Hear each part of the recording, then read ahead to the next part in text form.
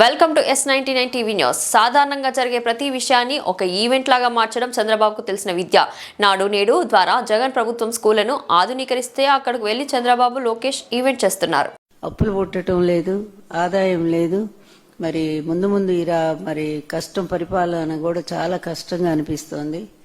FRBM పరిధి కూడా దాటిపోయింది. ఇక అప్పు అనేది ఒక్క రూపాయి కూడా రాదు అంటూ ఇక తన నిస్సహాయత అంటే ఎప్పుడైనా గత 5 సంవత్సరాల్లో జగన్మోహన్ రెడ్డి గారు ఏనాడైనా అన్ని పథకాలు అమలు చేస్తూ, నవరత్నాలన్నీ కూడా అమలు చేస్తూ ఏ ఒక్క రోజైనా ఈ భేద పలుకు పలికారా? సాధారణంగా జరిగేటువంటి ప్రతిదాన్ని కూడా తన పబ్లిసిటీ కోసం తనకు అనుకూలంగా ఒక ఈవెంట్ గా మార్చడం అనేది చంద్రబాబుకి ఫస్ట్ నుంచి ఉన్నటువంటి విద్య, అతనికి అబ్బినటువంటి విద్య అది. అదే విధానంలో ఆ రోజు అట్లా చేసి పాపం 29 మంది ప్రాణాలు గాల్లో కలిసిపెట్టి చేశాడు ఈ మహానుభావుడు ఇతని షో కోసం.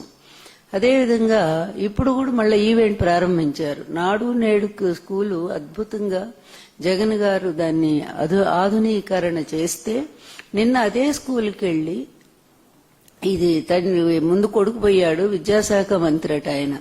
నాకైతే ఉండదు విద్యాశాఖ అవిద్యా మంత్రి వచ్చాడని అనుకుంటాను నేను ఎప్పుడూ కూడా. విద్యాశాఖ కరెక్ట్ మినిస్టర్ రాలేదు, అందువల్లనే అంత కుంటుపడిపోయింది. స్కూల్స్ లో పిల్లలు వెళ్తున్నారా అండి? ఎంత శాతం? దాదాపుగా 1/4% పిల్లలంతా తగ్గిపోయారు. వచ్చిన దగ్గర నుంచి విద్యా వ్యవస్థ సర్వనాశనం అయిపోయింది. నిన్న కూడా ఈ భామిని స్కూల్లో ఒక ఈవెంట్, దానికి షో ప్లాన్ చేశారు. చక్కగా సెట్టింగ్ వేశారు, భారీ సెట్టింగ్. ఏదో రాజు వేడలే రవితేజములరా అన్నట్టుగా ఈ రాజుగారు బయలుదేరారు పెద్ద గొప్పగా. ఏదో ఈ విద్యా వ్యవస్థ అంతా తన భుజాల మీద మోస్తున్నట్టుగా, తను చాలా కష్టపడుతున్నట్టుగా, చెమట దుడుచుకుంటూ నానా ఇబ్బంది, 18 గంటలు నేను వీళ్ళ కోసమే పనిచేస్తున్నా అన్నట్టు ఫోజ్ ఇచ్చుకుంటా ఆ విధంగా ఆయన వస్తే ఆయన వెళ్లారు. అది మామూలుగా ఏంటి, PTM అంటే పేరెంట్స్ టీచర్స్ మీటింగ్.